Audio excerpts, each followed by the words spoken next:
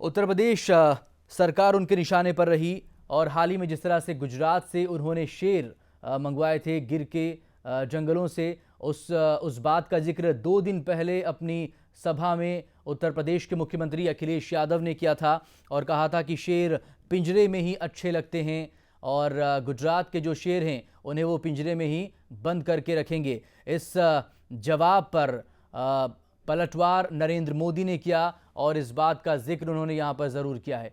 बरेली से मोदी ने और भी बहुत कुछ बोला। कहा कि कांग्रेस को 60 साल दिए हैं, अब उन्हें 60 महीने दिए जाएं, वो बहुत कुछ करेंगे। आपको अच्छा शासक चाहिए या सेवक चाहिए, फैसला देश की जनता को करना है। आपके उत्तर प्रदेश के मुख्यमंत्री हमसे शेर मांग रहे थे, लायन मांग रहे थे, हमने उनको लायन दिए। हमने सोचा इसको देख करके कुछ दम उनमें आ जाए, लेकिन गुजरात के शेर को संभालना उनके बस का रोग नहीं है। इसलिए उन्होंने तय किया है कि भाई ये शेर से डर लग रहा है, उसको तो पिंजरे में ही रखना पड़ेगा। नेताजी,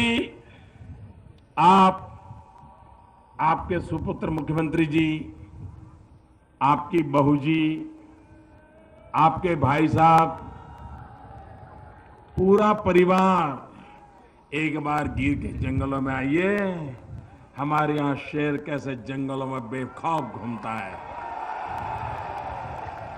हमें उसे पिंजरे में बंद नहीं करना पड़ता, क्योंकि गुजरात का शेर दिल लोगों के साथ जीना जानता है।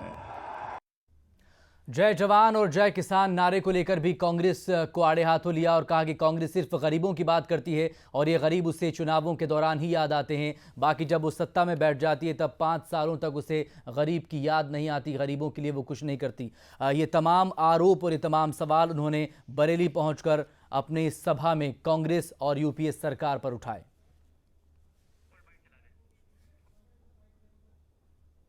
कि हम गुजरात में पतंग के दीवाने लोग हैं। हमारे यहां पतंग का उत्सव बड़ा अंतर्राष्ट्रीय होता है, लेकिन अगर बरेली का मांझा नहीं तो हमारे पतंग में कोई दम नहीं। बरेली के मांझे के बिना हमारे गुजरात का पतंग कहां जाएगा। लेकिन भाइयों बहनों, गुजरात में जो पतंग उद्योग है वो गरीबों के पास है और ज्यादातर 90% से ज्यादा गरीब मुसलमान परिवार पतंग के उद्योग से जुड़े हुए हैं।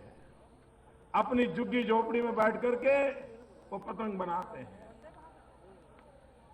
हमने इस पर रिसर्च किया, सरकारी योजना बनाई, दूसरी तरफ विदेशों से पतंग आना शुरू हुआ था, हमारे इन गरीब लोगों को बचाना था।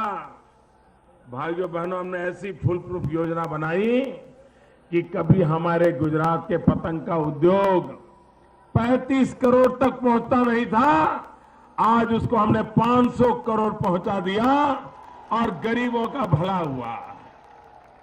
भाइयों बहनों, आपके यहां मांझा उद्योग 10,000 से अधिक लोग ये मांझा के कारोबार में होंगे मेरे हिसाब से, लेकिन चीन से मांझा आने लगा, यहां के लोग बेरोजगार हो गए और लखनऊ सोया पड़ा है और दिल्ली की नींद खुलने की तो कोई संभावना ही नजर नहीं